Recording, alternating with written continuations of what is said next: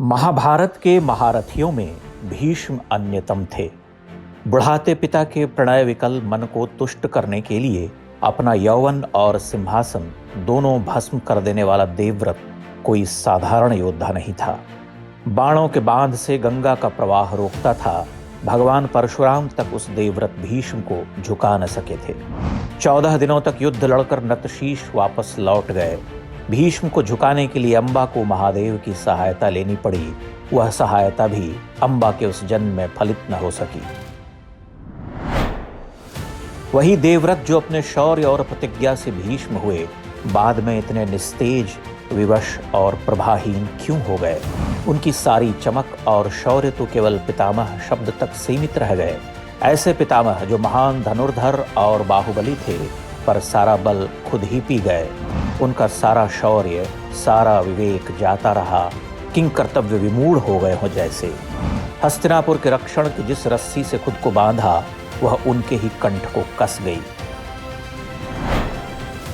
ऐसा लगता है जैसे धृतराष्ट्र और उसके पुत्रों के हट के आगे उन्होंने सारे हथियार डाल दिए हों। वह चुप हो गए। हर पक्षपात, अन्याय, अनीति, षड्यंत्र और अनर्थ को देखकर भी कुछ न कर सके। चाहते तो क्षण भर में दुर्योधन को मसल कर रख देते, उसके पूरे कुचक्र को काट डालते।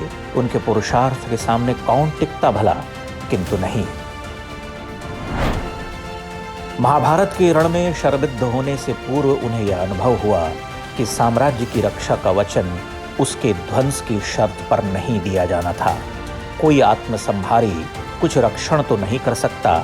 जिसे बचाने का प्रयास किया वह सबसे बड़ा आत्महंता था। उसके आगे पीछे दाएं बाएं जागते सोते केवल अंधकार ही अंधकार है। जैसे पिता की दृष्टिहीनता उसमें ही उतर आई हो। इसीलिए भीष्म ने अपने देहपात के साथ शोक मनाया। वह शोक भी क्या था? आत्मध्वंस था। ऐसा परिताप कि जीवन भर अधर्म का साथ देने के लिए खुद को असाध्य कष्ट दिया। सूर्य के उत्तरायण होने की प्रतीक्षा करना तो एक आध्यात्मिक कोण है। ऐसा लगता है कि भीष्म ने अपने विराट अधार्मिक कृत्यों से मुक्ति पाने के लिए खुद को सबसे भयावह मृत्यु देना स्वीकार किया। मानो क्षण क्षण की वेदना, धसती चिंगारी के दहन को सहते हुए वह अपने भौतिक शरीर को नष्ट कर रहे थे। स्वयं को यातना देने की चरम सीमा थी वह। जैसे वह मानते थे कि इस जीवन के अधर्मों, उसके कुकृत्यों और धरती के सबसे विकट युद्ध के ध्वंस से मुक्ति पाने का एकमात्र रास्ता खुद को अन्यतम कष्ट देकर समाप्त करना है। इसी में उनका शोधन है। महाभारत में अंधकार है, भयावह अंधकार। यद्यपि उसमें क्या नहीं है, तथापि उसके मूल में तो शोक और निविड़तम ही है। कौन जानता है वैसा अंधकार विश्व साहित्य के किस ग्रंथ, किस पुस्तक में है? भीष्म की आत्मयंत्रणा भी महाभारत के अंधकार का अविभाज्य अंश है।